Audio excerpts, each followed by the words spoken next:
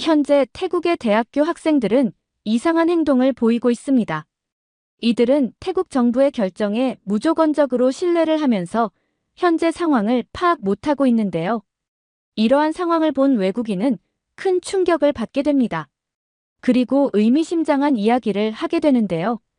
도대체 태국 대학교에서는 어떤 일이 일어나고 있는 걸까요? 제가 지난 20년간 하버드 대학교에서 국제관계학을 가르쳐왔지만 이번처럼 흥미로운 상황은 처음인 것 같네요.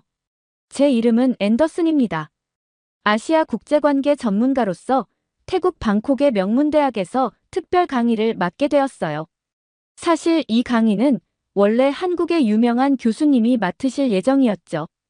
아시아 강국의 부상과 세계적 영향이라는 주제로 한 학기 동안 진행될 장기 커리큘럼이었습니다. 하지만 최근 태국 학생들 사이에서 급격히 높아진 반한 감정으로 인해 강의 시작 전부터 큰 반발이 있었다고 해요. 결국 대학 측에서는 중립적인 시각을 가진 미국 교수로 교체를 결정했고 그렇게 제가 이 자리에 오게 된 거죠. 오늘은 첫 강의가 있는 날입니다. 강의실에 들어서자 약 50여 명의 학생들이 저를 바라보고 있네요. 대부분의 학생들이 스마트폰을 만지작거리거나 친구들과 작은 목소리로 이야기를 나누고 있어요. 전형적인 태국 학생들의 모습이죠. 안녕하세요, 여러분. 저는 하버드 대학교에서 온 앤더슨 교수입니다. 제가 인사를 건네자 학생들은 어색한 미소를 지으며 고개를 끄덕이더군요. 영어로 진행되는 수업이라 그런지 일부 학생들의 표정이 다소 걱정스러워 보입니다. 태국 학생들의 특징 중 하나가 영어 실력의 큰 편차라고 들었는데 확실히 그런 것 같아요. 오늘 첫 강의에서는 중국과 한국의 경제적 성장과 문화적 영향력을 중심으로 설명을 시작했어요. 중국의 경우 지난 30년간 연평균 9%의 경제 성장률을 기록하며 세계 2위의 경제대국으로 성장했습니다. 특히 동남아시아 지역에서의 영향력은 더욱 두드러지고 있죠. 제가 설명을 시작하자 학생들의 눈빛이 반짝이기 시작했어요. 교수님, 중국의 1대1로 정책이 태국 경제에 미치는 긍정적인 영향에 대해 더 자세히 설명해 주실 수 있나요?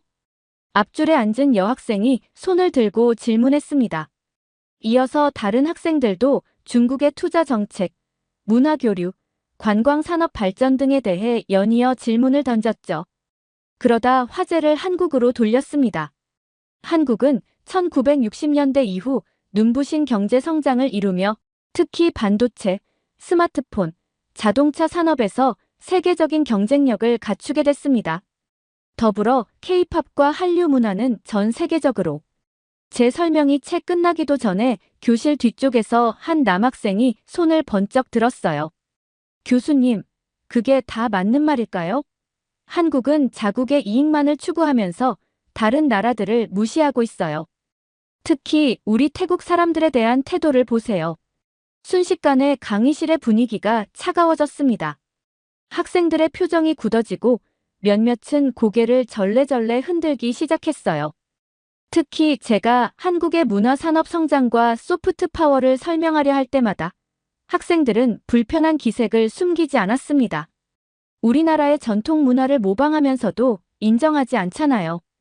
누군가 작은 목소리로 중얼거렸고 곧 여기저기서 동조하는 소리가 들려왔죠. 처음 겪어보는 이런 상황에 저는 잠시 당황했지만 이것이 바로 제가 관찰해야 할 중요한 순간이라는 걸 깨달았습니다. 태국 학생들의 한국에 대한 인식과 태도가 적나라하게 드러나는 순간이었으니까요. 교수님, 한국은 우리 태국인들을 무시하고 있어요. 특히 비자 문제나 불법 체류 문제를 지나치게 강조하면서 우리를 잠재적 범죄자 취급하고 있죠. 이 발언을 시작으로 태국 학생들의 또 다른 특징인 비판적 사고의 부족이 여실히 드러나는 순간이었어요. 그들은 감정적인 반응을 보이며 객관적인 사실보다는 개인적인 불만과 편견을 드러내기 시작했습니다. 저는 이런 상황을 예상하고 있었기에 차분히 대응하려 했어요. 여러분, 국제관계를 이해할 때는 객관적인 사실에 기반한 분석이 중요합니다. 한국의 정책에 대해 비판적일 수 있지만 그것은 논리적 근거를 바탕으로 해야 하죠. 하지만 학생들의 반응은 여전히 차가웠습니다. 그들의 시선에서 읽히는 불신과 반감이 마치 얼음장 같았어요. 이것이 바로 제가 들어왔던 태국 학생들의 사회적 편견과 선입견의 모습이었나 봅니다. 제가 한국에 대한 반응을 보며 잠시 숨을 고르려는 순간 교실 앞쪽에서 한 학생이 갑자기 중국 이야기를 꺼냈습니다. 교수님, 중국은 태국을 아시아에서 가장 중요한 파트너로 여기고 있어요. 특히 우리 문화적 유산을 존중하고 태국을 위대한 불교 국가로 인정해주죠. 그 학생의 말에 다른 학생들도 연이어 중국을 옹호하기 시작했어요. 창가 쪽에 앉은 안경을 쓴 여학생이 손을 들더니 말했습니다. 맞아요.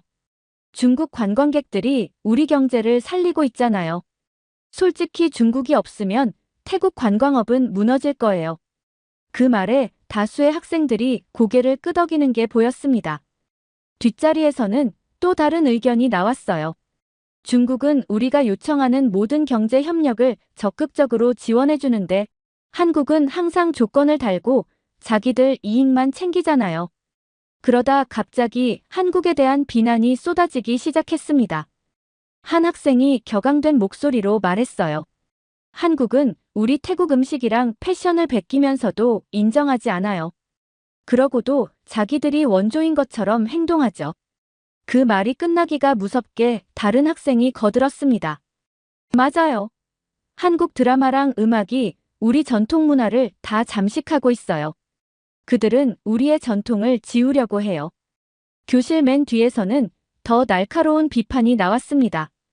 한국은 우리 태국인들을 잠재적 범죄자 취급해요. 입국 심사 강화 정책만 봐도 알 수 있죠. 전형적인 이중잣대예요.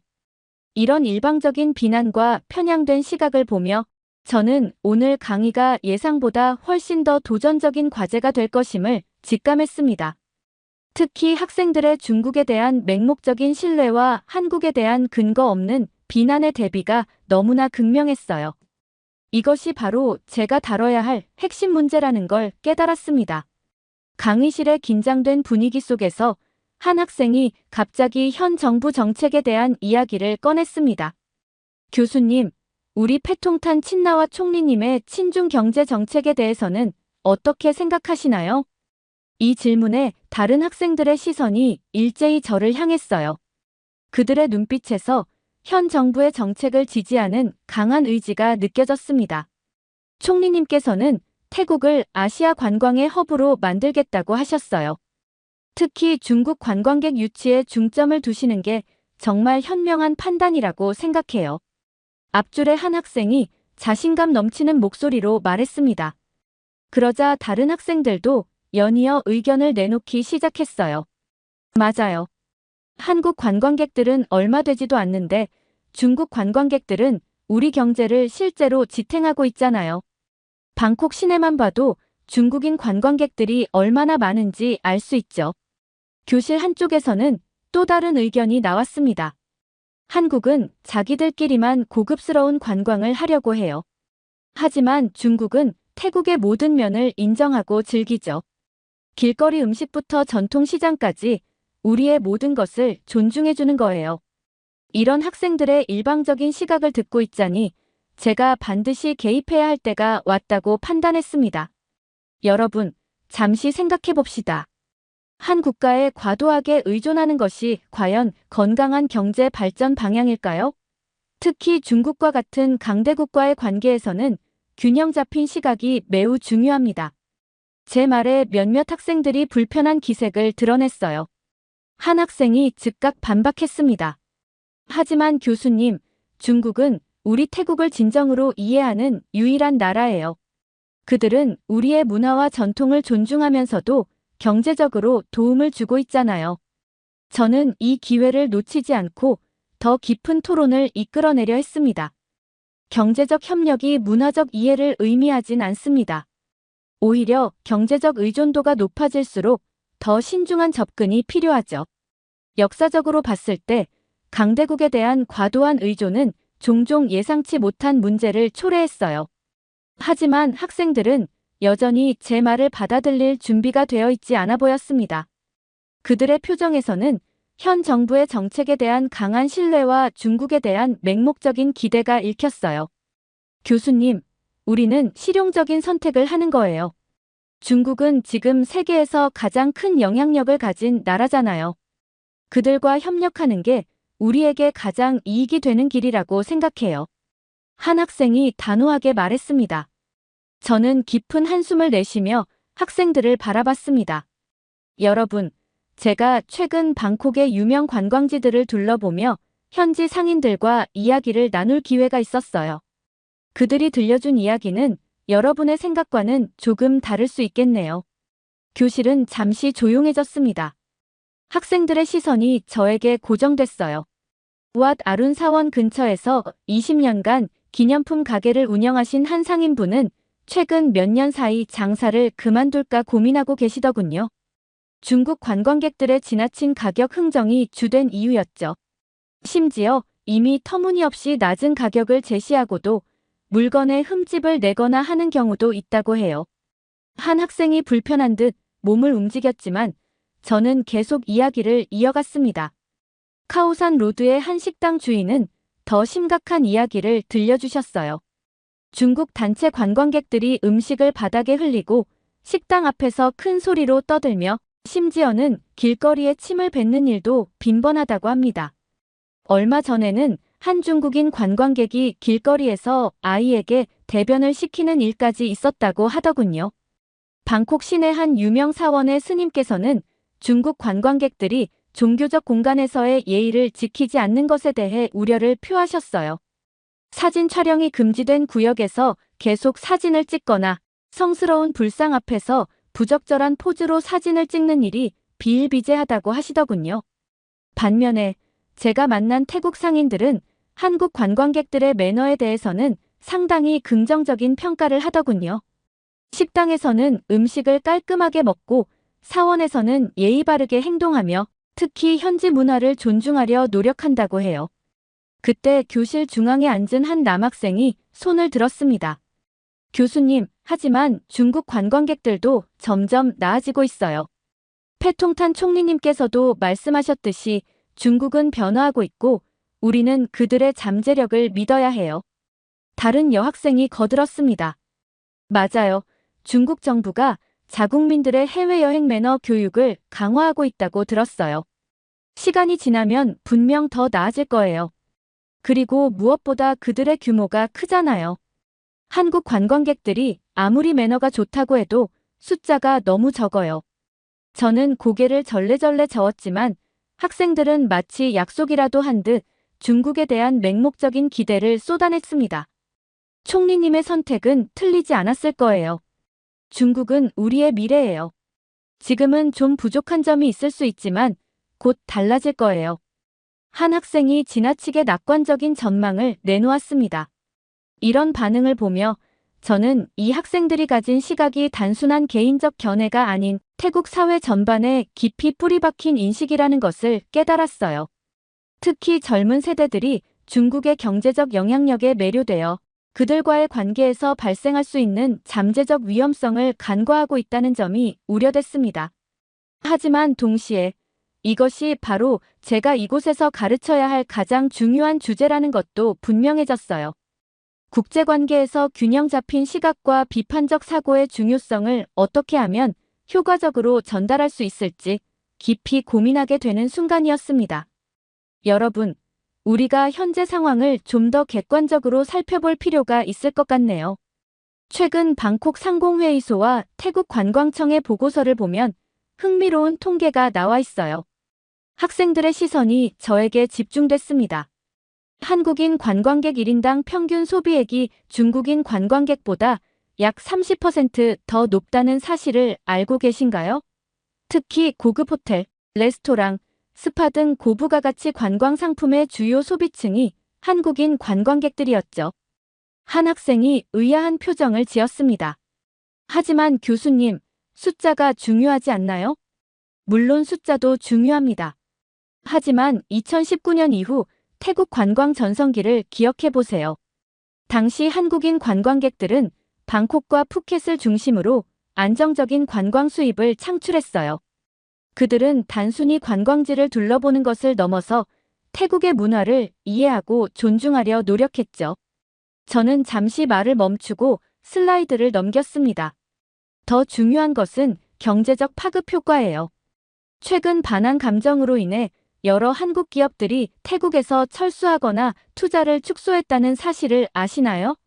삼성전자의 가전제품 생산 라인 일부 철수로 인해 어마어마한 일자리가 사라졌고, 현대자동차의 투자 계획 보류로 예상되는 경제적 손실은 수억 달러에 달합니다. 또 그에 관한 태국 중소기업들의 하청업체에도 큰 타격을 입히게 됐고, 이로 인해 사라진 일자리들을 중국이 채워줄 수 있을까요? 교실이 조용해졌습니다. 한국 기업들은 단순히 공장을 세우는 것을 넘어서 기술 이전과 현지 인력 양성에도 큰 힘을 쏟았어요. 예를 들어 태국의 전자산업 발전은 삼성전자의 기술 교육 프로그램이 큰 역할을 했죠. LG전자도 방콕 공대와 협력하여 R&D 센터를 설립하고 지역 인재 육성에 투자했고요. 여러분, 제가 라오스의 구체적인 사례를 들려드리고 싶네요. 중국의 1:1로 사업으로 진행된 고속철도 건설에서 라오스는 전체 사업 비용 약 60억 달러 중 30%를 부담하게 됐어요. 이는 라오스 연간 GDP의 거의 3분의 1에 해당하는 금액이죠. 결국 라오스는 이 부채를 감당하지 못해 중국에 대한 경제적 종속이 더욱 심화됐습니다. 교실 안에서 작은 술렁임이 일었습니다. 스리랑카의 한반토타 항구는 더 심각한 사례예요. 중국으로부터 받은 차관이 감당할 수 없는 수준이 되자 결국 2017년에 항구의 운영권을 99년간 중국에 넘겨줄 수밖에 없었죠. 이제 스리랑카의 핵심 전략 항구가 사실상 중국의 통제 하에 들어간 겁니다. 교수님, 하지만 우리는 다를 거예요. 한 학생이 자신만만하게 말했습니다. 저는 태국 북부 고속철도 계약서의 주요 내용을 보여주는 슬라이드를 띄웠습니다. 태국 북부 고속철도 사업의 계약 조건을 자세히 살펴볼까요? 총 사업비 128억 달러 중 태국이 70%를 부담하게 되어 있습니다. 더 큰 문제는 계약의 세부 조항들이에요. 모든 핵심 기술과 부품을 중국에서 수입해야 하고 건설 인력의 80%를 중국 노동자로 고용해야 한다는 조항이 있습니다. 심지어 완공 후 운영권도 15년간 중국 기업이 가져가게 되어 있죠. 이것은 단순한 경제 협력이 아닙니다. 우리의 재정적 부담은 막대한데 정작 기술 이전이나 일자리 창출 같은 실질적 이익은 전혀 얻지 못하는 거예요. 더구나 운영 수익까지 중국이 가져가게 된다면 이 투자금을 어떻게 회수할 수 있을까요? 강의실은 무거운 침묵에 빠졌습니다. 처음으로 학생들의 얼굴에서 진지한 고민의 기색이 읽혔어요. 저는 화면에 그래프 하나를 띄웠습니다. 이건 베트남의 사례입니다. 중국과의 경제 협력 이후 베트남의 대중국 무역 의존도는 급격히 높아졌고 결과적으로 자국 산업의 경쟁력은 오히려 약화됐어요. 특히 중소기업들이 큰 타격을 받았죠. 우리는 이런 사례들을 주의 깊게 살펴봐야 합니다. 경제 협력은 단순히 당장의 이익만을 보고 판단할 문제가 아니에요. 장기적인 관점에서 우리의 산업 발전과 기술 혁신, 그리고 경제적 자주성을 어떻게 확보할 것인지를 고민해야 하죠. 그럼 이번에는 한국과의 경제 협력이 가져온 긍정적인 사례들을 살펴볼까요? 저는 새로운 슬라이드를 화면에 띄웠습니다. 먼저 베트남의 사례를 보시죠. 2008년 삼성전자가 베트남 박린성에 첫 공장을 설립했을 때만 해도 많은 사람들이 의구심을 가졌었죠. 하지만 지금 베트남은 어떻게 됐나요? 삼성전자는 단순히 공장만 세운 게 아니라 현지 부품 업체 200여 개를 육성했고 수만 명의 엔지니어를 양성했습니다. 결과적으로 베트남은 세계적인 전자제품 생산기지로 성장했어요. 특히 주목할 만한 점은 기술 이전의 방식이에요. 한국 기업들은 현지 기업들과 함께 성장하는 전략을 택했습니다.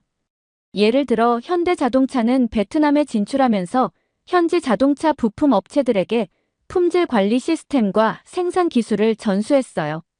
지금은 이 기업들이 글로벌 자동차 부품 시장에서 경쟁력을 갖추게 됐죠. 저는 인도네시아 관련 자료를 보여주었습니다. 인도네시아의 변화도 놀랍습니다. LG화학이 인도네시아에 배터리 공장을 설립하면서 현지 엔지니어 교육 프로그램을 함께 운영했어요. 단순히 생산직 일자리를 만드는 것이 아니라 고급 기술 인력을 양성한 거죠. 현재 이 프로그램을 거친 엔지니어들이 인도네시아 전기차 산업의 핵심 인력으로 성장했습니다. 필리핀의 사례도 인상적이에요. SK그룹이 마닐라에 ICT 교육센터를 설립해서 매년 수천 명의 청년들에게 무료로 소프트웨어 개발 교육을 제공하고 있죠. 이 센터 출신들이 지금은 필리핀 IT 산업의 주축이 되었습니다. 한 학생이 의심스러운 눈빛으로 손을 들었습니다. 교수님, 그런데 왜 한국 기업들은 이렇게 기술까지 가르쳐 주는 거죠? 좋은 질문이에요. 한국은 자신들의 경험을 잘 알고 있기 때문이죠. 1960년대 한국도 외국 기업들의 도움으로 성장했어요. 그래서 다른 나라의 발전을 돕는 것이 장기적으로 모두에게 이익이 된다는 걸 잘 알고 있는 겁니다. 저는 마지막 슬라이드를 보여주었습니다. 말레이시아에서는 더 특별한 일이 있었어요. 포스코가 제철소를 건설하면서 완전히 새로운 형태의 산학협력 모델을 만들었습니다. 현지 대학과 협력해서 철강 전문가 양성 과정을 개설했고, 이 과정을 수료한 학생들은 포스코뿐만 아니라 말레이시아 전체 철강 산업의 발전을 이끌고 있죠. 이처럼 한국과의 경제 협력은 단순한 투자나 무역을 넘어서는 가치를 창출했습니다. 기술 이전, 인재 양성, 산업 생태계 구축까지 포함하는 포괄적인 협력이었죠. 이것이 바로 진정한 의미의 경제 협력이 아닐까요? 저의 설명이 끝나자 교실은 깊은 생각에 잠긴 듯 했습니다. 학생들의 눈빛이 달라진 것을 느낄 수 있었어요. 그들이 처음으로 경제 협력의 진정한 의미와 가치에 대해 생각하기 시작한 것 같았습니다. 제가 설명을 마치자 교실 뒤쪽에서 한 학생이 조심스럽게 손을 들었습니다. 교수님, 하지만 중국은 태국을 다르게 봐요. 우리는 오랜 문화적 유대관계가 있잖아요. 그들은 우리를 진정한 파트너로 생각하고 있어요. 다른 학생도 거들었습니다. 맞아요. 중국은 태국을 동남아시아의 핵심 국가로 여기고 있어요. 그래서 다른 나라들처럼 비열한 짓은 절대 하지 않을 거예요. 게다가 패통탄 총리님은 중국과의 관계 강화가 우리의 미래라고 확신하시잖아요. 분명 그만한 이유가 있을 거예요. 한 여학생이 강한 확신을 가진 듯한 목소리로 말했습니다. 저는 깊은 한숨을 내쉬며 새로운 자료를 보여주었습니다. 여러분, 최근 아시아개발은행의 보고서를 보면 흥미로운 내용이 있어요. 중국의 1대1로 사업을 경험한 국가들의 전문가들이 모여서 경제협력의 새로운 방향이라는 주제로 컨퍼런스를 열었더군요. 그들은 한결같이 경제협력에서 가장 중요한 것은 상호 존중과 균형이라고 강조했습니다. 잠시 슬라이드를 넘기고 계속했습니다. 더 주목할 만한 것은 최근 여론조사 결과예요. 패통탄 총리의 지지율이 취임 후 최저치를 기록했습니다. 특히 경제 정책에 대한 불만이 가장 큰 원인으로 지목됐죠. 정치 경험이 부족한 총리가 너무 성급하게 그리고 일방적으로 중국 쪽으로 기울고 있다는 비판이 커지고 있어요. 전문가들은 지금이라도 균형 잡힌 외교로 선회해야 한다고 조언하고 있습니다. 특히 한국과의 관계 개선이 시급하다고 보고 있죠. 한국은 이미 우리가 살펴본 것처럼 진정성 있는 경제 협력의 모범을 보여준 바 있으니까요. 강의를 마무리하며 저는 마지막 말을 건넸습니다. 오늘 강의는 여기서 마치겠습니다만 이번 학기 동안 우리는 계속해서 이런 주제들을 깊이 있게 다룰 거예요. 국제관계는 감정이나 막연한 기대가 아닌 객관적 사실과 균형 잡힌 시각으로 바라봐야 하니까요. 강의실을 나서며 저는 몇몇 학생들의 표정에서 미묘한 변화를 감지할 수 있었습니다. 그들의 눈빛에서 새로운 깨달음과 고민의 흔적이 보였어요. 하지만 태국 특유의 집단주의 문화 때문인지 아직은 그 생각을 공개적으로 표현하지 못하는 것 같았습니다. 한 학생은 강의실을 나서면서 살짝 제게 다가와 작은 목소리로 말했어요. 교수님, 오늘 말씀하신 것들 정말 생각해 볼 만한 내용이었습니다. 그리고는 서둘러 친구들과 함께 자리를 떠났죠. 이런 작은 변화들을 보며 저는 이번 학기가 결코 쉽지는 않겠지만 분명 의미 있는 시간이 될 거라는 확신이 들었습니다. 비록 당장은 크게 드러나지 않더라도 학생들의 마음속에 심어진 작은 의문과 고민의 씨앗들이 언젠가는 꽃을 피우리라 믿었기 때문입니다. 사무실로 돌아오는 길에 저는 생각했습니다. 진정한 교육이란 결국 이런 것이 아닐까? 당장의 변화를 기대하기보다는 학생들 스스로 생각하고 판단할 수 있는 능력을 키워주는 것. 그것이 바로 제가 이곳에 온 진정한 이유일 테니까요. 이렇게 태국의 대학교에서 강의를 한 대학 교수의 사연 어떻게 들으셨나요? 한국을 무차별적으로 비난하는 모습을 보고 현재 태국의 문제점은 심각하다는 생각이 들었습니다. 여러분들의 의견은 어떠신가요? 다양한 의견을 댓글을 통해 공유해주세요. 긴 영상 시청해주셔서 감사드리고 구독과 좋아요 부탁드립니다. 중국 경제는 2030년이 되면 미국을 제치고 1위가 될 것입니다. 하지만 이 이야기는 중국 지도자의 잘못된 선택으로 인해 무산이 되고 말게 되는데요. 도대체 지도자는 어떤 일을 벌여왔길래 한 나라의 경제를 이렇게 망친 걸까요? 안녕하세요. 저는 미국의 대학교에서 국제관계학을 공부하는 엠마입니다. 평소 아시아 정치에 관심이 많아 현대 동아시아의 이해 수업을 듣고 있는데 오늘은 특별히 긴장감이 감도는 분위기였어요. 중국의 경제와 시진핑 체제에 대한 강의가 예정되어 있었거든요. 강의실에 들어서자 이미 많은 학생들이 자리를 잡고 있었습니다. 특히 앞줄에는 중국 유학생들이 무리지어 앉아 있었고 그들 중 한 명인 유웨이는 항상 그렇듯 자신만만한 표정을 짓고 있었죠. 반대편에는 한국에서 온 교환학생 유희가 노트북을 켜며 수업 준비를 하고 있었어요. 여러분, 현재 세계 최대의 경제대국은 어디일까요? 교수님의 질문에 대부분의 학생들이 미국이요. 라고 대답했어요. 맞습니다. 그렇다면 또 다른 질문을 하나 하죠. 여러분은 중국이 곧 미국을 추월할 거라는 예측을 들어보신 적 있나요? 강의실의 절반 정도가 손을 들었어요. 저도 뉴스에서 몇 번 들은 것 같아서 조심스럽게 손을 들었죠. 교수님은 의미심장한 미소를 지으셨어요. 흥미롭네요. 실제로 얼마 전까지만 해도 이는 거의 기정사실처럼 여겨졌습니다. 하지만 교수님은 잠시 말씀을 멈추셨다가 덧붙이셨어요. 최근 중국의 한 사람의 선택으로 인해 이 모든 전망이 완전히 뒤바뀌게 됩니다. 스크린에는 2013년 영국 싱크탱크 CEBR의 보고서가 나타났어요. 2013년 CEBR은 2028년이면 중국이 미국의 경제를 추월할 것이라 예측했습니다. 이는 단순한 예측이 아닌 당시 세계 경제계의 보편적 시각이었죠. 스크린이 다음 장으로 넘어갔어요. 2017년 포춘지는 중국은 2030년 이전에 미국을 제치고 세계 최대 경제대국이 될 것이다라는 제목의 기사를 보도했습니다. 교수님은 기사의 헤드라인을 가리키셨어요. 이는 결코 한 언론사의 단독 전망이 아니었습니다. 스크린은 다시 넘어갔고 이번에는 HSBC의 분석 보고서가 나왔어요.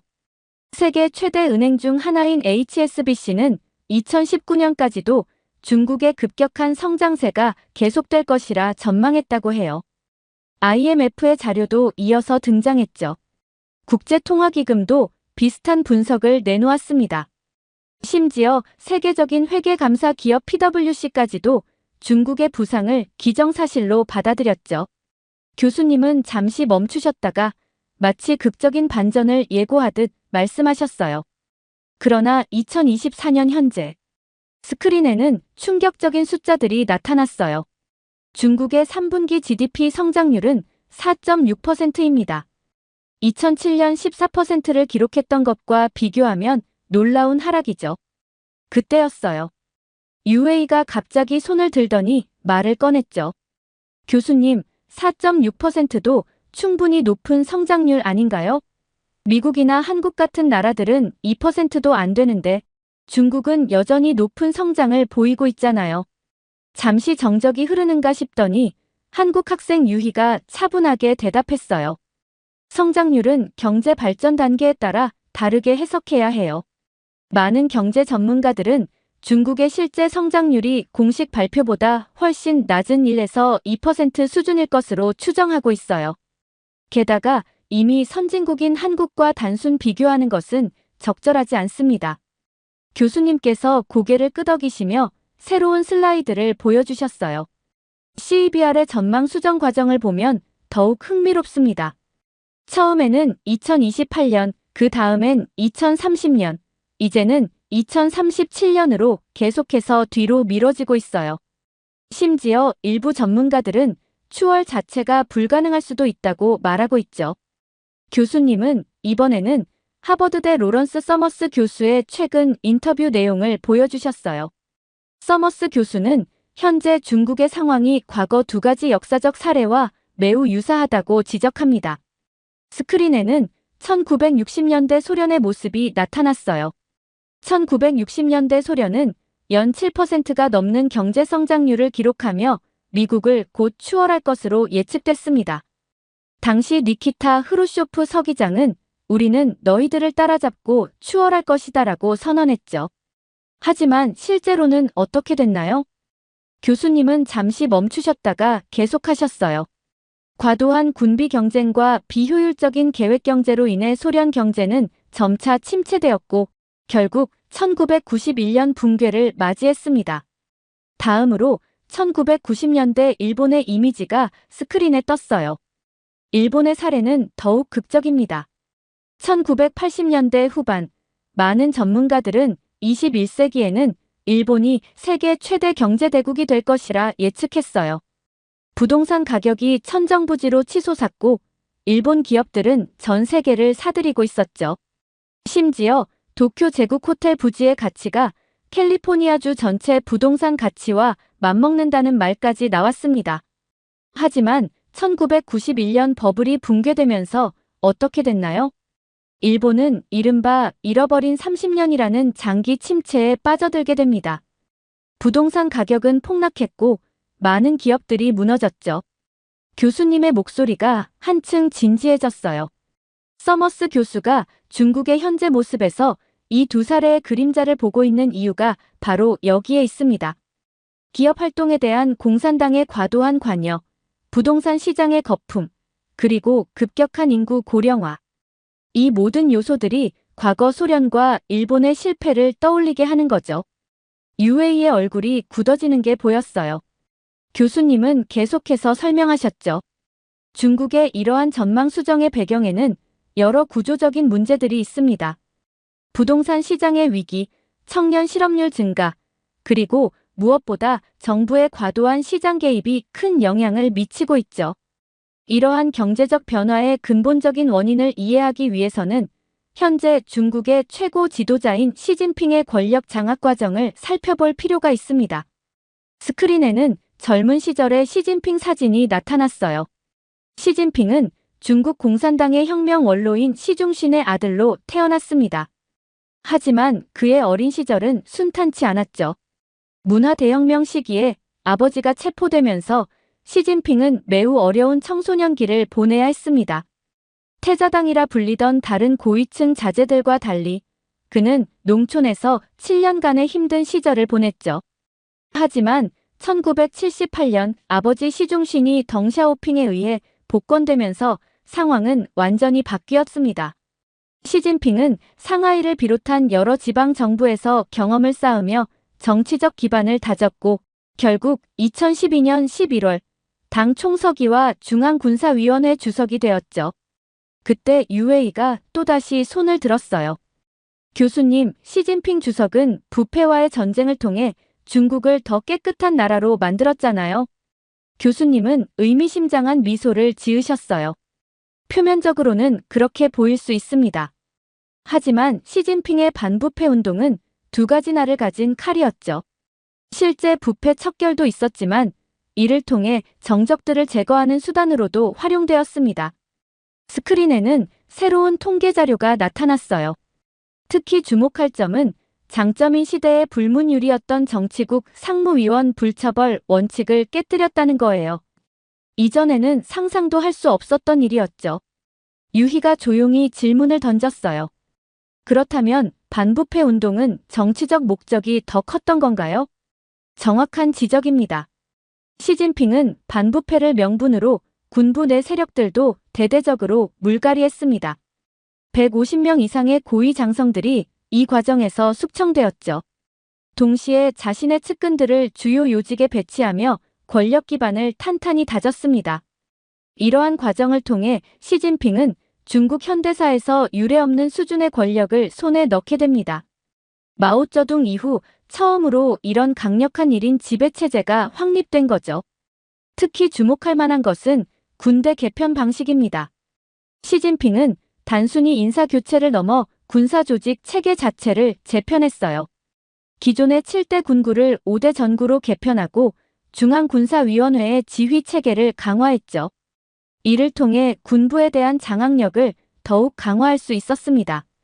저는 노트북에 빠르게 내용을 정리하며 한 사람의 정치인이 어떻게 이렇게 막강한 권력을 손에 넣을 수 있었는지 경외감과 동시에 두려움을 느꼈어요.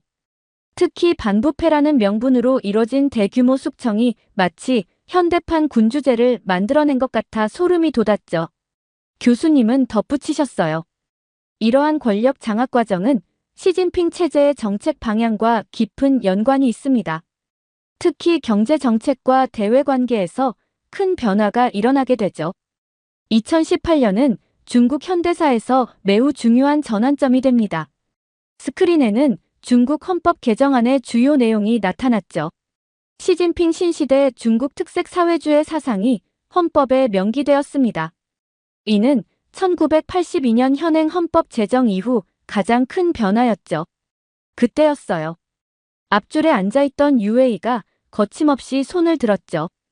이것은 중국의 발전을 위한 중요한 이념적 토대가 된 것 아닌가요?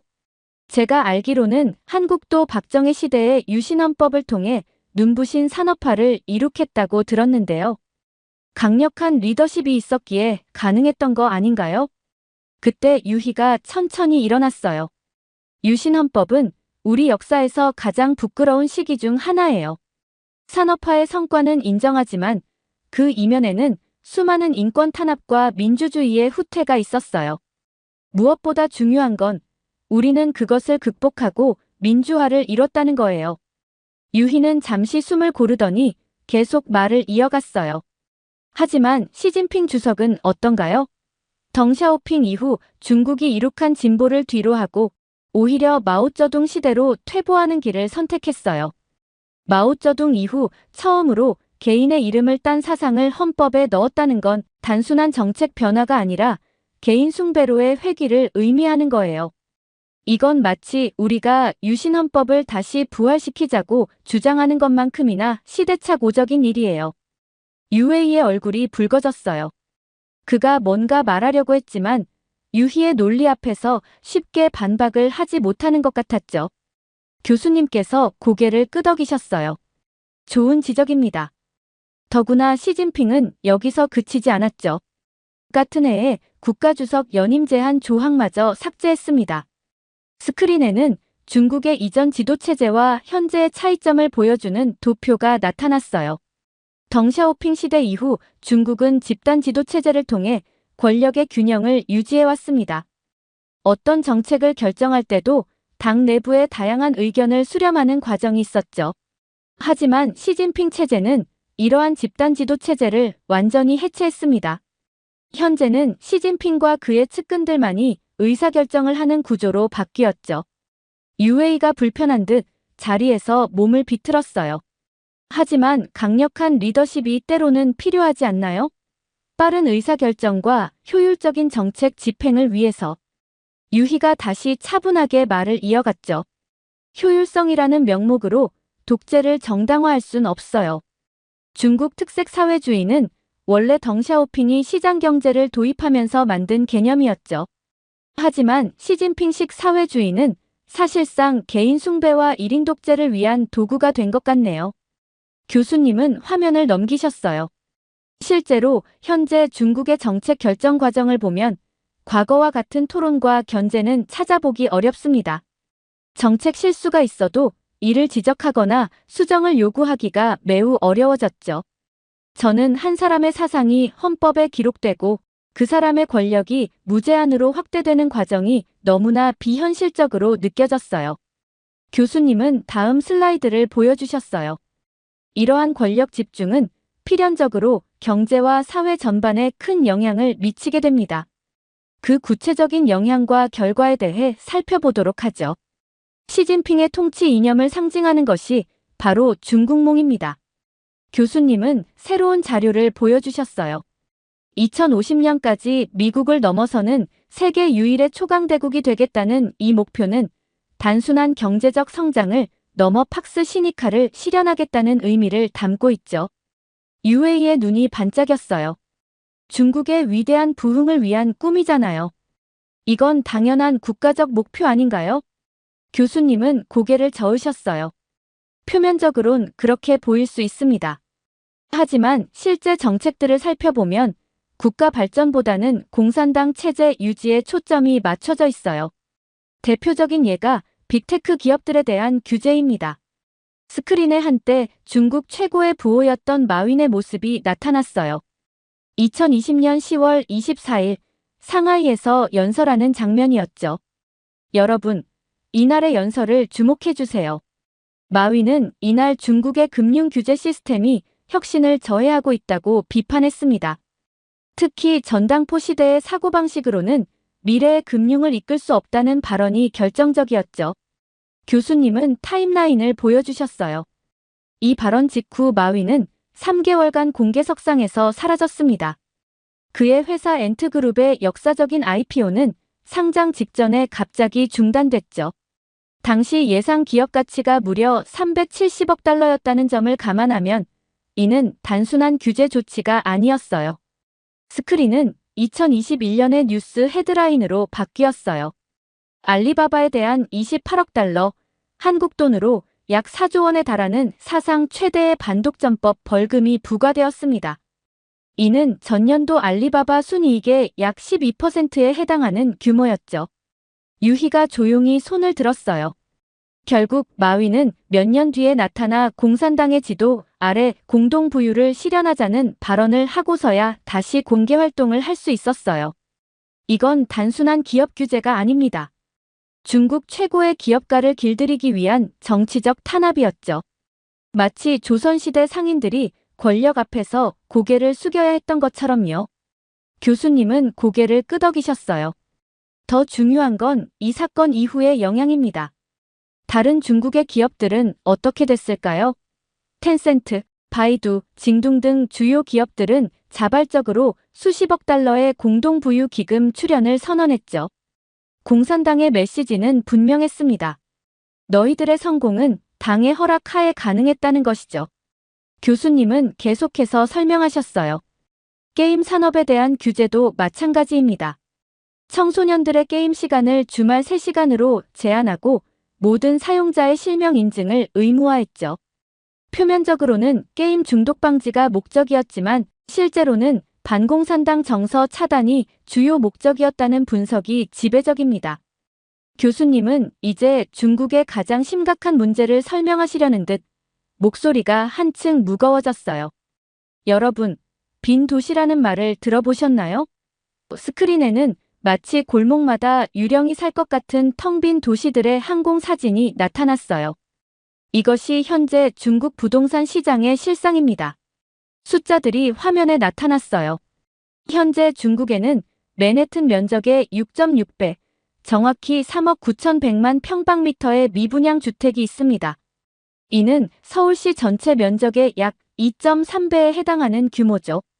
교수님은 중국 최대 부동산 개발업체 헝다 에버그란데의 로고를 가리키셨어요. 이 기업 하나만 해도 3천억 달러가 넘는 부채를 지고 있습니다. 그리고 이는 빙산의 일각에 불과해요.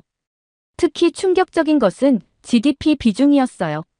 중국 GDP의 24%를 차지하는 부동산 시장이 무너지고 있습니다. 비교를 위해 말씀드리자면 2008년 미국 금융위기 당시 부동산이 미국 GDP에서 차지하는 비중은 고작 6.5%였어요. 교수님은 잠시 멈추셨다가 충격적인 사실을 하나 더 덧붙이셨어요. 2024년 5월 블룸버그 보도에 따르면 이 위기로 인해 수백만 명의 젊은이들이 직장을 잃었습니다. 2010년부터 2021년까지 부동산 호황기의 업계에 뛰어들었던 청년들이 이제는 거리로 내몰리고 있는 거죠. 한 학생이 조심스럽게 질문했어요. 그럼 이건 마치 1990년대 일본의 부동산 버블 붕괴와 비슷한 건가요? 더 심각할 수 있습니다. 교수님은 단호하게 대답하셨어요. 일본은 적어도 인구가 정점에 이르렀을 때 버블이 터졌습니다. 하지만 중국은 인구 감소가 시작되는 시점에 이런 위기를 맞이했어요. 게다가 지방정부들의 수입 중 40%가 부동산 관련 수입이라는 점을 고려하면 이는 단순한 부동산 문제가 아닌 전체 행정 시스템의 붕괴로 이어질 수 있습니다. 교수님의 표정이 더욱 진지해졌어요. 대외 정책의 변화도 주목할 만합니다. 덩샤오핑의 도광양회 정책, 즉 빛을 감추고 어둠 속에서 실력을 기른다는 원칙을 포기하고 대신 공세적인 외교로 전환했어요. 미중 무역 전쟁, 대만 문제, 남중국해 영유권 분쟁 등이 대표적 사례죠. 저는 이 모든 정책들이 하나의 패턴을 가지고 있다는 걸 깨달았어요. 시진핑의 권력 강화와 함께 중국의 모든 정책이 공산당, 더 정확히는 시진핑의 통제 아래 놓이게 된 거죠. 교수님께서 설명을 이어가셨어요. 여러분, 여기서 정말 중요한 차이점을 짚고 넘어가야 합니다. 팍스라는 단어의 의미를 아시나요? 잠시 강의실이 조용해지자 교수님은 계속 말씀하셨어요. 팍스는 라틴어로 평화를 의미합니다. 역사적으로 우리는 팍스 로마를 통해 로마 제국이 이룩한 평화로운 시대를 기억하고 20세기에는 미국 주도의 팍스 아메리카나를 경험했죠. 칠판에 3개의 단어를 적으시며 교수님은 설명을 이어갔어요. 하지만 중국이 추구하는 팍스 시니카는 이들과는 본질적으로 다릅니다. 미국의 팍스 아메리카나가 자유민주주의와 시장경제를 기반으로 한 평화 질서였다면 중국이 구상하는 팍스 시니카는 공산당의 일당 지배체제가 국제사회로 확장된 형태입니다. 교수님은 잠시 멈추셨다가 목소리를 더욱 강조하며 말씀하셨어요. 다시 말해, 이는 단순히 중국이 세계 최강 대국이 되는 것을 넘어서 중국 공산당의 통제와 가치관이 전 세계적으로 관철되는 새로운 형태의 세계 질서를 의미하는 것입니다. 이것이 바로 우리가 현재 목격하고 있는 변화의 본질이자 국제사회가 우려하는 핵심적인 부분인 것이죠. 저는 이 설명을 들으며 단순한 경제적 경쟁을 넘어선 더 깊은 차원의 도전이 우리 앞에 놓여 있음을 실감할 수 있었어요. 강의가 마무리되어가는 시점에서 교수님은 오래된 영상 하나를 보여주셨어요. 1974년 유엔에서 연설하는 덩샤오핑의 모습이었죠. 여러분, 이 연설에 주목해 주시기 바랍니다. 교수님은 영상을 잠시 멈추시고 덩샤오핑의 말을 천천히 읽어주셨어요. 만일 어느 날 중국이 안면몰수하고 초강대국이 되어 패권을 주장하고 여기저기 남을 괴롭히며 남의 것을 착취한다면 세계의 모든 인민들은 응당 들고 일어나 중국을 사회제국주의로 규정하고 반대하여 중국 인민들과 함께 무너뜨려야 할 것이다. 강의실은 완전한 정적에 빠졌어요.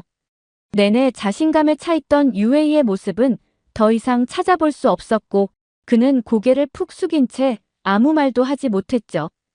교수님은 부드러운 목소리로 다시 말씀을 이어가셨어요. 덩샤오핑의 이 경고는 단순한 수사가 아니었습니다. 그는 문화대혁명의 광기와 혼란을 직접 경험했고 권력이 한 사람에게 집중될 때의 위험성을 누구보다 잘 알고 있었죠. 스크린에는 중국의 현재 모습을 보여주는 여러 장면들이 나타났어요. 홍콩의 민주화 시위, 빈 아파트들이 즐비한 고스트타운들, 그리고 마윈의 몰락을 보도하는 뉴스들이었죠.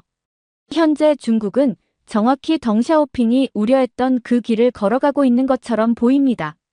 특히 경제가 어려워질수록 더욱 강압적인 통제가 이루어지고 있죠.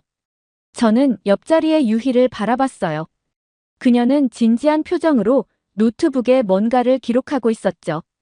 아마도 한국이 걸어온 민주화의 길이 얼마나 소중한 것이었는지 다시 한번 실감하고 있었을 거예요. 역사는 우리에게 중요한 교훈을 줍니다. 교수님의 목소리가 더욱 깊어졌어요. 경제적 성장만으로는 진정한 강대국이 될 수 없다는 것, 그리고 민주주의와 자유는 결코 저절로 주어지지 않는다는 것을 말이죠. 마지막 슬라이드에는 한 장의 사진이 떠올랐어요. 1980년대 말 덩샤오핑이 시진핑의 아버지 시중신과 함께 찍은 사진이었죠. 이제 우리는 중요한 갈림길에 서 있습니다. 세계는 단순히 미국과 중국의 패권 경쟁을 넘어 어떤 가치를 선택할 것인지의 기로에 서 있는 것이죠. 저는 오늘 강의를 통해 많은 것을 깨달았어요. 경제 성장이나 국력 신장이 반드시 올바른 방향으로의 발전을 의미하지는 않는다는 것. 그리고 한 사회의 진정한 발전은 다양한 의견이 존중되고 권력이 적절히 견제될 때 가능하다는 것을 말이에요. 강의실을 나서는 유웨이의 뒷모습이 왠지 쓸쓸해 보였어요. 아마도 그는 오늘 처음으로 자신이 믿어왔던 것들에 대해 진지한 의문을 품게 되었을 거예요. 때로는 불편한 진실을 마주하는 것이 성장의 시작이 되니까요. 이렇게 중국의 경제력이 미국을 추월할 것이라 생각했는데 한 지도자의 판단으로 인해 퇴화되어가는 사연 어떻게 들으셨나요? 중국이라는 나라가 생각보다 너무 무섭다고 느꼈고 자국의 기업마저 이렇게 만들 수 있다는 사실이 충격적이었습니다. 여러분들의 의견은 어떠신가요? 다양한 의견을 댓글을 통해 공유해주세요. 긴 영상 시청해주셔서 감사드리고 구독과 좋아요 부탁드립니다. 하버드 대학교의 한 강의실에서 이성을 잃지 않던 교수가 한 학생의 발언을 듣고는 결국 참지 못합니다. 그리고서는 격양된 말투와 날카로운 눈빛으로 그 학생을 쏘아붙이며 이야기를 쉴 새 없이 이어나가는데요. 주변 학생들은 이러한 상황에 한마디도 하지 못하고 숨조차 쉬지 못하는 분위기만 이어갑니다. 도대체 명문대 하버드 강의 시간에는 어떤 일이 일어난 걸까요? 안녕하세요. 저는 미국에 살고 있는 대학생 수잔입니다. 한국 문화와 역사에 깊은 관심이 있어서 평소 한국 관련 수업을 열심히 듣고 있었죠.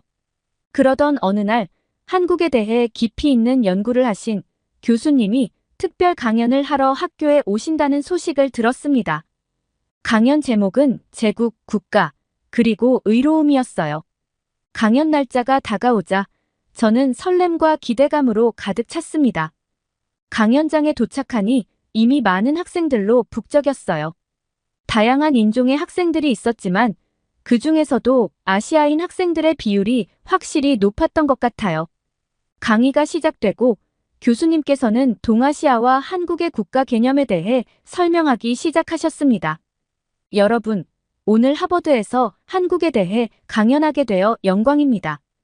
한국인들은 오랫동안 국내외 문제에서 의로운 접근법을 추구해왔습니다. 이는 단순한 관념이 아닌 역사적 사실입니다. 저는 교수님의 말씀에 깊이 공감하며 고개를 끄덕였습니다. 그런데 갑자기 강의실 뒤쪽에서 소란이 일어났어요. 한 학생이 교수님께 날카로운 질문을 던진 것이었죠. 교수님, 한국인들이 정말 그렇게 의로운가요? 역사적으로 봤을 때 한국도 주변 국가들과 많은 갈등을 겪지 않았나요? 순간 강의실이 조용해졌습니다. 교수님은 잠시 생각에 잠기더니 천천히 말씀을 이어가셨습니다. 좋은 질문입니다. 물론 모든 국가가 완벽할 순 없죠. 하지만 한국사에서의 의로움은 특별합니다. 임진왜란 때의 의병들, 일제강점기의 독립운동가들, 그리고 20세기 말 민주화운동에 참여했던 학생과 시민들까지. 이들은 모두 개인의 안위보다 더 큰 가치를 위해 싸웠습니다. 저는 교수님의 말씀을 듣고 한국인들이 어려운 시기마다 의로운 정신으로 맞섰던 것에 감명을 받았습니다. 교수님의 말씀이 이어지자 저는 한국과 주변 국가들의 관계에 대해 더 깊이 생각하게 되었습니다. 그때 강의실 맨 앞줄에 앉아있던 일본인 학생이 손을 들었어요. 그녀는 자신을 카나라고 소개하며 한국과 일본의 역사에 대해 이야기하고 싶다고 말했죠. 교수님, 일본이 한국을 식민 지배했던 과거는 인정합니다. 하지만 그 시기에 일본이 한국의 근대화를 가져다 준 것도 사실 아닌가요? 일본의 통치 아래 한국은 산업화와 근대 교육의 기회를 얻지 않았나요? 지금의 한국 발전에는 일본의 영향도 있었던 것 같은데요. 그녀의 말에 강의실이 술렁였고 몇몇 한국인 학생들의 표정이 굳어졌습니다. 그중 한 명이 벌떡 일어나 목소리를 높였어요. 당신은 무슨 말도 안 되는 소리를 하는 거죠? 일본은 우리나라를 억압하고 착취했어요. 우리 민족의 자유와 정체성을 빼앗으려 했다고요. 분위기가 걷잡을 수 없이 험악해지려던 찰나 교수님이 말씀하셨죠. 자, 여러분. 우리 모두 잠시 진정하고 서로의 말에 귀를 기울여 봅시다. 역사적 사실을 직시하되 감정에 휩싸이지 않는 것이 중요합니다. 교수님은 카나를 바라보며 이어 말씀하셨어요. 카나 양, 제국주의와 식민 지배는 결코 정당화될 수 없습니다. 일본의 한국 지배는 한국인들의 자유와 인권을 억압한 비극적인 역사였죠. 근대화라는 명목으로 자행된 착취와 억압을 간과해서는 안 됩니다. 이어 한국인 학생을 향해 말씀하셨죠. 하지만 우리가 과거에 머무르기보다는 서로 이해하고 화해하는 것이 중요합니다. 역사의 아픔을 직시하되 그것이 오늘을 사는 우리의 발목을 잡아서는 안 되겠죠. 잠시 숙연해진 강의실에서 교수님은 학생들을 둘러보며 말씀을 이으셨어요. 여러분, 우리는 과거로부터 교훈을 얻되 미래를 향해 나아가야 합니다. 한국과 일본이 진정으로 화해하고 상생의 길을 모색할 때 동아시아의 평화와 번영도 가능해질 거예요. 여러분이 바로 그 주역이 될 수 있습니다. 교수님의 말씀이 마무리되자 강의실은 잠시 숙연해졌습니다. 하지만 카나는 손을 들고 다시 발언권을 얻었어요. 교수님, 저는 여전히 일본 통치 시기에 한국이 얻은 이점들이 있다고 생각합니다. 인프라 구축, 산업화, 근대 교육 등이 그 예시라고 할 수 있겠죠. 교수님은 카나의 말을 끝까지 듣고 침착하게 대답하셨어요. 카나 양, 그러한 변화들이 일본 통치 시기에 일어난 것은 사실이에요. 하지만 그것이 식민 지배를 정당화할 수는 없습니다. 한국인들은 자신들의 의사와 무관하게 그런 변화를 강요받았고 수많은 희생을 치러야 했죠. 이어서 교수님은 일제강점기 때 한국인들이 겪은 고통에 대해 설명해 주셨어요. 토지 수탈, 강제 노역, 문화 말살 정책 등 한국인들의 기본적 권리가 억압되고 짓밟힌 역사였죠. 하지만 카나는 이에 대해서도 문제를 제기했습니다. 하지만 교수님, 그런 일들은 당시 제국주의 시대의 많은 나라에서 일어난 일 아닌가요? 일본만 유독 비난받는 것은 불공정한 것 같습니다. 카나의 말에 강의실의 공기가 다시 팽팽해지는 것이 느껴졌어요. 교수님은 학생들을 향해 시선을 돌리며 차분히 말씀하셨죠. 여러분, 제국주의의 잘못이 보편적이었다고 해서 일본의 잘못까지 정당화될 순 없습니다. 중요한 건 각 나라가 자신의 과오를 인정하고 반성하는 자세를 갖추는 거예요. 그래야만 진정한 화해와 상생이 가능해집니다. 그러자 카나가 흥분한 어조로 말을 가로챘어요. 교수님, 그럼 일본은 한국에 사과하고 배상까지 했는데 한국은 그걸로 부족해서 계속 과거에 집착하란 말씀이신가요? 이젠 좀 그만해야 하는 거 아닌가요? 순간 강의실이 술렁였고 한국인 학생들의 얼굴에 분노가 스쳐 지나갔어요. 하지만 교수님은 침착함을 잃지 않고 카나를 향해 말씀하셨죠. 카나 양, 사과와 배상이 중요한 출발점이긴 하지만 진정한 화해를 위해선 그것만으로는 부족해요. 왜 그 사과가 필요했는지 그 속에 담긴 반성의 자세가 뒷받침되어야만 해요. 그리고 피해자들의 아픔을 공감하고 위로하는 것 또한 중요하죠. 카나는 교수님의 말씀에도 불구하고 계속해서 억지 주장을 펼쳐나갔어요. 한국도 주변국들의 저지른 잘못들이 있을 텐데 그건 왜 아무도 말하지 않나요? 왜 일본만 계속 사과하고 배상해야 하는 건가요? 그녀의 말에 어떤 학생들은 헛웃음을 지었고 어떤 이들은 눈살을 찌푸렸죠. 교수님은 안타까운 표정으로 카나를 바라보며 말씀하셨습니다. 카나 양, 지금 우리가 초점을 맞추고 있는 건 일본의 식민 지배에 관한 역사적 사실들이에요. 한국의 잘못을 지적하는 것이 일본 제국주의의 과오를 상쇄시키진 않아요. 서로의 잘못을 왈가왈부하기보단 각자의 역사적 책임을 통감하고 화해의 손길을 내미는 게 중요하죠. 교수님의 말씀에도 불구하고 카나의 흥분은 좀처럼 누그러들지 않았어요. 저는 안타까운 마음이 들면서도 저런 극단적 태도가 양국 간의 화해를 저해하는 걸림돌이 되고 있다는 생각이 들었습니다. 강의실에 긴장감 넘치는 침묵이 흐르는 가운데 저는 이 상황이 어떻게 전개될지 초조한 마음으로 지켜보고 있었어요. 한편으로는 이런 날카로운 토론과 의견 충돌이 오히려 깊이 있는 이해와 화해로 가는 첫걸음이 될 수도 있겠다는 희망적인 생각도 들었죠. 그때 갑자기 강의실 뒤쪽에서 한 학생이 일어섰어요. 그는 중국인 유학생으로 보였는데 그의 표정은 무언가 중요한 말을 하려는 듯 진지해 보였습니다. 제가 한 말씀 드려도 될까요? 그가 조심스럽게 말을 꺼냈습니다. 교수님은 고개를 끄덕이며 그에게 발언 기회를 주었어요. 네, 말씀해보세요. 강의실의 모든 시선이 그 학생에게 집중되었고 저는 그가 이 팽팽한 대립 상황에 어떤 새로운 시각을 제시할지 궁금해졌습니다. 중국인 유학생이 조심스럽게 말을 꺼냈습니다. 교수님, 한 가지 의견을 말씀드리고 싶습니다. 한글의 창제에 대해 중국의 영향을 간과할 수 없다고 생각합니다. 사실 한글의 기본 철학과 구조는 중국의 음양오행 사상에서 비롯된 것이 아닌가요? 게다가 한자음을 기초로 만들어졌다는 점에서 한글은 본질적으로 중국 문화의 산물이라고 볼 수 있지 않을까요? 그의 말에 강의실이 술렁이기 시작했습니다. 한국 학생들의 얼굴에는 당혹감과 불편한 기색이 역력했죠. 교수님은 잠시 침묵하더니 차분하게 말씀을 이어갔습니다. 좋은 지적입니다. 역사적으로 동아시아 문화권에서 중국의 영향력은 매우 컸죠. 하지만 한글의 창제는 그 영향을 받되 독창적이고 혁신적인 면모를 지니고 있습니다.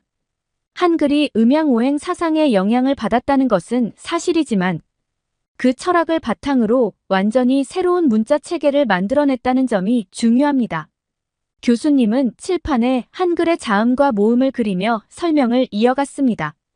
보시다시피 한글의 자음은 발음기관의 모양을 본떠 만들었고 모음은 하늘, 땅, 사람을 상징하는 점과 선의 조합으로 이루어져 있습니다.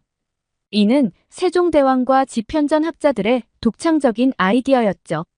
또한 한자음을 기초로 했다는 것은 맞지만 그것은 당시 한국어의 발음 체계를 정확히 반영하기 위한 것이었습니다. 교수님은 강의를 이어가며 한국의 언어적 특징과 한글에 대해 더욱 상세히 설명하기 시작했습니다. 한국어는 고유한 문자인 한글을 사용하고 있습니다. 한글은 15세기에 세종대왕의 주도로 창제되었는데 당시로서는 매우 혁신적이고 과학적인 문자 체계였죠. 한글은 자음과 모음의 조합으로 이루어져 있으며 배우기 쉽고 표현력이 뛰어난 것이 특징입니다. 학생들은 교수님의 설명에 집중하며 고개를 끄덕였습니다. 한글이 가진 독특한 구조와 우수성에 대해 깊이 공감하는 듯 보였죠. 한글은 단순히 소리를 적는 표음 문자가 아니에요. 한글은 자음과 모음의 기본 글자를 조합해 소리와 뜻을 동시에 표현할 수 있죠. 이는 당시로서는 매우 혁신적인 개념이었어요. 게다가 한글은 배우기 쉽고 누구나 익힐 수 있도록 설계되었기에 문자 보급에 큰 역할을 했습니다. 학생들은 한글의 과학적이면서도 실용적인 면모에 감탄했어요. 교수님의 열정적인 설명에 모두가 집중하고 있었죠. 세종대왕은 한글을 창제하면서 백성들의 삶을 개선하고자 하는 애민 정신을 담았어요. 당시 지배층은 주로 한자를 사용했고 일반 백성들은 문자 생활에서 소외되곤 했죠. 하지만 한글의 등장으로 누구나 쉽게 글을 배우고 소통할 수 있게 되었어요. 이는 곧 백성들의 지적 수준을 높이고 사회적 불평등을 해소하는 데 기여했죠. 교수님의 말씀에 학생들의 얼굴에는 자부심이 더욱 깊어졌어요. 한국인으로서 한글의 가치와 의미를 새삼 되새기게 된 것 같았죠. 이런 한글의 정신은 오늘날에도 면면이 이어지고 있어요. 한국인들은 한글을 민족의 정체성을 상징하는 소중한 유산으로 여기죠. 그리고 한글의 우수성을 세계에 알리기 위해 노력하고 있기도 해요. 유네스코에서는 매년 9월 8일을 세계 문해의 날로 지정하고 있는데 세계 문맹률 퇴치에 한글이 기여할 수 있다는 의견이 많이 나오고 있죠. 그 말을 듣던 한 학생이 손을 들고 말했어요. 맞아요, 교수님. 저도 한글의 우수성을 세계에 알려야 한다고 봅니다. 특히 문맹률이 높은 개발도상국에 한글을 보급하면 교육 발전에 큰 도움이 될 거예요. 좋은 지적이에요. 실제로 한글을 통해 문맹 퇴치에 기여하려는 움직임이 있어요. 한글의 과학적 설계와 배우기 쉬운 특성은 개발도상국의 문자 교육에 적합하죠. 이미 여러 나라에서 한글을 배우고 있고 그 범위는 점차 확대되고 있어요. 교수님의 말씀에 고개를 끄덕이는 학생들, 그 모습을 보며 한글의 무한한 가능성에 가슴이 벅차올랐어요. 하지만 뒷자리에 앉아있던 카나의 표정은 달랐죠. 한글과 한국어의 우수성을 듣는 내내 불편한 기색을 감추지 못했어요. 마치 자신의 언어와 문화를 폄하당하는 것 같은 불쾌감을 느꼈던 걸까요? 교수님은 카나의 표정을 눈치채고는 다시 한번 강조했어요. 물론 세계의 모든 언어와 문자는 저마다의 가치와 존엄성을 가지고 있습니다. 우리가 한글의 우수성을 알리는 것은 다른 언어를 폄하하자는 것이 아니에요. 서로의 언어와 문화를 이해하고 존중하는 가운데 한글이 지닌 특별한 가치를 공유하자는 취지랍니다. 교수님의 말씀에 카나의 표정이 조금은 누그러지는 듯 했어요. 하지만 한국어와 일본어를 둘러싼 미묘한 긴장감은 여전히 교실에 감돌았죠. 이런 갈등 상황을 해소하기 위해서는 더 깊은 이해와 소통이 필요할 거예요. 언어와 문화의 다양성을 인정하고 서로를 존중하는 자세야말로 우리가 추구해야 할 보편적 가치이니까요. 그렇게 한글을 둘러싼 뜨거운 토론은 일단락되었습니다. 하지만 이 수업을 통해 학생들은 한글의 가치를 재인식하는 동시에 세계의 언어와 문화에 대해 더 열린 마음을 갖게 된 것 같아요. 앞으로도 우리는 다양성 속에서 조화와 상생의 길을 모색해 나가야겠죠. 자, 여기까지 한글과 한국어의 특징에 대해 알아보았는데요. 혹시 질문 있으신 분 계신가요?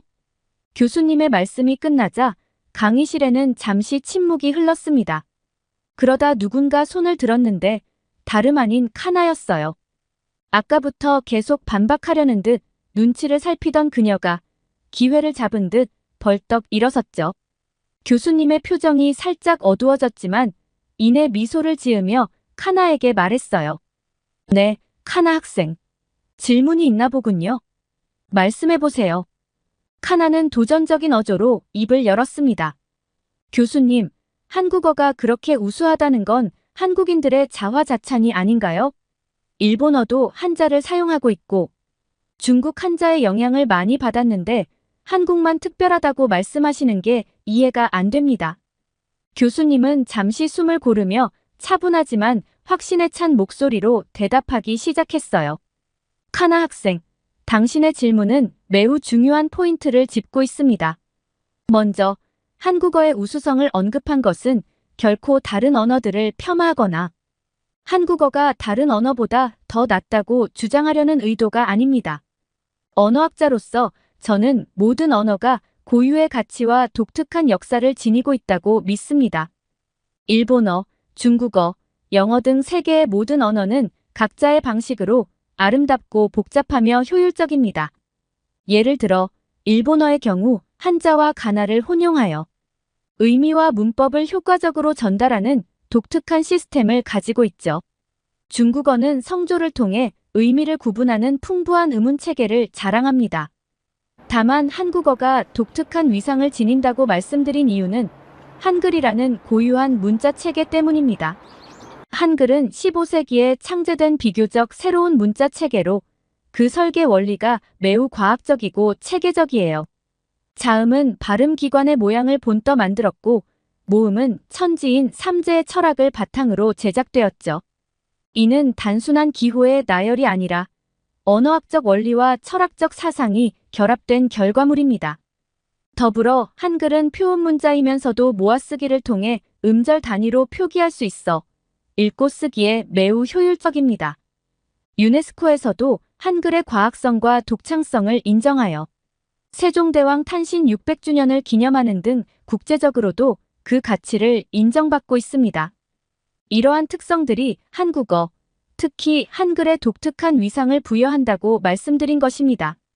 이는 한국인의 자부심을 넘어선 객관적인 언어학적 평가라고 할 수 있죠. 하지만 다시 한번 강조하지만 이것이 한국어가 다른 언어들보다 우월하다는 뜻은 결코 아닙니다. 모든 언어는 그 자체로 고유한 가치를 지니며 우리는 그 다양성을 존중하고 이해하려 노력해야 합니다.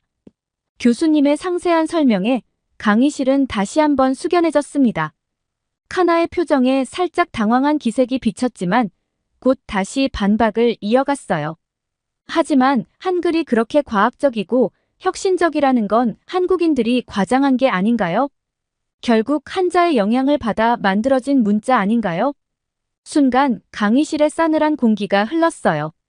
한국인 학생들의 얼굴에는 분노가 서려 있었죠.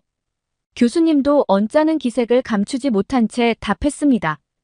카나양, 한글은 한자의 영향을 일부 받긴 했지만 전혀 다른 차원의 문자 체계란 걸 알아두세요. 한글은 자음과 모음의 조합으로 표음 문자의 특성을 띠고 있어요. 시대를 훨씬 앞서간 혁신적인 문자였다고 해도 과언이 아니죠. 단순히 한국인들의 자부심 차원을 넘어 세계적으로 인정받는 한글의 우수성을 폄훼하려 드는 자세는 매우 유감스럽습니다. 교수님의 말씀에 카나는 얼굴을 붉히며 더듬거렸어요. 저는 한국어를 폄하하려던 게 아니라. 카나의 말에 교수님은 잠시 침묵을 지키며 깊은 숨을 내쉬었어요. 그리고는 화가 난 목소리로 이야기하셨죠. 카나양, 자네의 견해는 매우 편협하고 일방적이야. 한글의 가치를 폄훼하는 것은 학문적으로도 옳지 않아. 언어학자로서 나는 한글의 독창성과 우수성을 인정하지 않을 수 없네. 교수님의 말씀에 카나는 오히려 목소리를 높이며 반박했어요.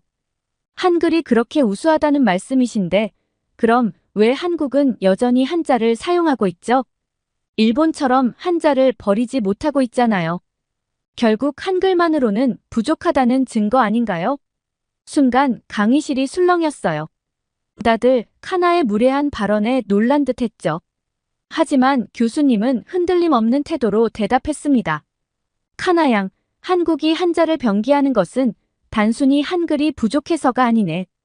오랜 역사 속에서 한자가 지닌 문화적 가치와 유산을 인정하고 계승하려는 노력의 일환이지. 이는 한글의 가치를 훼손하는 게 아니라 오히려 한국 문화의 다양성과 역사성을 보여주는 거라네. 말을 마친 교수님은 카나를 날카롭게 바라보았어요. 교실에 긴장감이 감돌았죠. 교수님, 제가 볼 때 한글에 대한 한국인들의 자부심은 지나치다고 봅니다.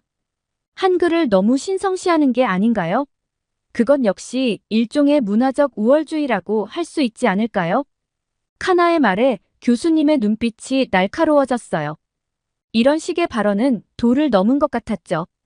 카나양, 지금 자네가 보이는 태도는 매우 경솔하고 무례하네. 한 나라의 언어와 문화를 함부로 평가절하하다니 그것이야말로 우월주의의 발로라고 볼 수 있어. 학생으로서 매우 부적절한 자세야. 교수님의 엄중한 질책에 카나의 얼굴이 붉게 달아올랐어요. 주위의 학생들도 놀란 표정을 감추지 못했죠. 세계의 언어와 문화는 모두 평등한 가치를 지니고 있어. 서로 다름을 인정하고 존중하는 것이 우리가 가져야 할 기본 태도라네. 자네가 보인 편견과 오만은 결코 용납될 수 없어. 교수님의 단호한 어조에 카나는 대꾸하지 못하고 고개를 떨구었어요. 모두가 침묵 속에서 교수님의 말씀을 되새기고 있었죠. 한참 뒤 교수님은 무거운 침묵을 깨고 다시 말씀하셨어요. 존중과 배려의 자세야말로 우리가 추구해야 할 보편적 가치야. 서로의 언어와 문화를 이해하려는 노력 없이는 평화로운 공존도 없네. 우리 모두 겸허한 마음으로 다양성의 가치를 받아들이는 것이 중요해. 교수님의 말씀이 강의실에 울려 퍼졌어요. 학생들은 각자 자신을 성찰하는 듯 보였고 카나 역시 깊은 생각에 잠긴 것 같았죠. 강의실은 다시 침묵에 휩싸였습니다. 학생들은 복잡한 심경으로 카나와 교수님을 번갈아 바라보았어요. 한편으로는 씁쓸함이 들면서도 이런 날선 토론이 서로를 이해하는 계기가 되길 바라는 마음이 들었죠. 교수님은 무거운 분위기를 깨려는 듯 밝은 목소리로 말했습니다. 오늘 진지한 토론의 장이 펼쳐졌네요. 언어와 문화에 대한 다양한 시각과 의견들이 오갔는데 결국 우리가 추구해야 할 건 상호 이해와 존중이라는 걸 잊지 말았으면 해요. 교수님의 말씀을 끝으로 강의실에는 잠시 숙연한 침묵이 흘렀습니다. 학생들은 각자 자신의 생각에 잠긴 듯 보였어요. 다양성 속에서 조화와 공존의 지혜를 배운 소중한 시간이었다는 생각이 들었습니다. 그렇게 한국과 일본, 그리고 동아시아 언어와 문화에 관한 뜨거운 강의가 마무리되었습니다. 하지만 이날의 토론과 성찰은 우리 모두의 가슴 속에 깊이 남을 것 같았어요. 앞으로도 서로의 차이를 인정하고 존중하는 열린 자세로 화해와 상생의 길을 모색해 나가야겠다는 다짐을 해봅니다. 이렇게 하버드 대학교에서 열린 강의 내용을 듣고 어떤 생각이 드셨나요? 명문대에서 억지 부리는 일본 학생을 보니 저도 모르게 화가 치밀어 올랐는데요. 이러한 상황 속에서도 역사를 잊지 않아야 된다는 교수의 말에 큰 깨달음을 얻었습니다. 여러분들의 다양한 생각을 댓글로 공유해 주시고 많은 의견 남겨주세요. 구독과 좋아요 부탁드리고 영상 시청해 주셔서 감사합니다.